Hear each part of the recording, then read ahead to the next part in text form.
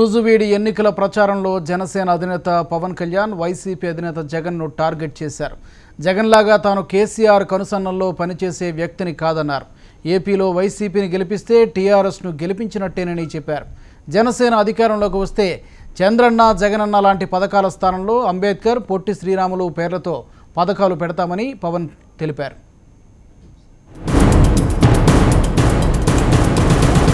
నూజివీడులో మీ అభ్యర్థిని పెట్టండి, వైసీపీ అభ్యర్థిని తీసి టీఆర్ఎస్ అభ్యర్థిని పెట్టడం సంతోషమే. దానికి మళ్ళీ వైసీపీ అనే పేరు ఎందుకు? ఏమేమి ఇక్కడ వైసీపీ అభ్యర్థి గెలిస్తే అక్కడ మనల్ని తిట్టినట్టు కేసీఆర్ గెలిచినట్టే మాది మీరు అర్థం చేసుకోండి. ఆంధ్రులు ద్రోహులను తిట్టిన కేసీఆర్ గారు గెలిచినట్టే ఇక్కడ వైసీపీ వాళ్ళు గెలిస్తే. నేనైతే మీరు వైసీపీ అభ్యర్థి గెలిచాడు ఇక్కడ అంటే ఆంధ్రుల ఆత్మగౌరవం పోయినట్టు, అది గుర్తుపెట్టుకోండి. మీరు అంటే నేనేలా మనల్ని ఎవరైనా చీకొడితే వాళ్ళ భుజాల మీద ఎత్తుకుంటాం, కోపంగా వెళ్ళిపోతాం కదా, పక్కన గొడవలు పెట్టుకోం. మరి వైసీపీ అభ్యర్థులు వాళ్ళేమో జగన్మోహన్ రెడ్డి గారిని తెలంగాణలోకి రానివ్వరు, మీరేమో ఫ్యాక్షన్ ముట్టాలంటారు తెలంగాణలో. మరి మనకెందుకు అవన్నీ?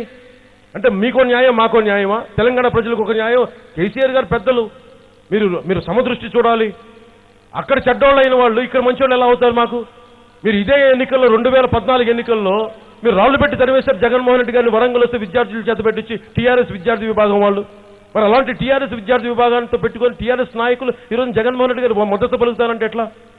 అంటే ఆంధ్రులకు ఆత్మగౌరవం లేదా? ఆంధ్రులకు పౌరుషులు రాదా? ఆంధ్రులు ఎంతసేపు బానిసలా మీకు? తిట్టించుకుంటా ఉండాలా మీ చేత మేము? ఒక్క దెబ్బకి మాట్లాడితే జగన్మోహన్ రెడ్డి గారు బీసీ సభలు అంటారు. ఆ తెలంగాణలో ఒక అన్ని బీసీలు కలిపి ఓసీలు చేశారు, దానికి మీరు వెళ్ళి మాట్లాడుకోండి. వెళ్ళి మరి కేసీఆర్ గారితో మాట్లాడండి, తీసేయమని చెప్పి మళ్ళీ అవి తీరు. నేను ముఖ్యమంత్రి అయిన తర్వాత అప్పుడు ఏదైనా జరిగితే చేస్తాను. అప్పుడే జరిగితే ఏముంటుంది? బూడిది ఉంటుంది. 5 సంవత్సరాలు మీరు ప్రతిపక్ష నాయకులుగా ఏమి చేయలేనప్పుడు ముఖ్యమంత్రి అయితే ఏంటండి చేస్తారు మీరు?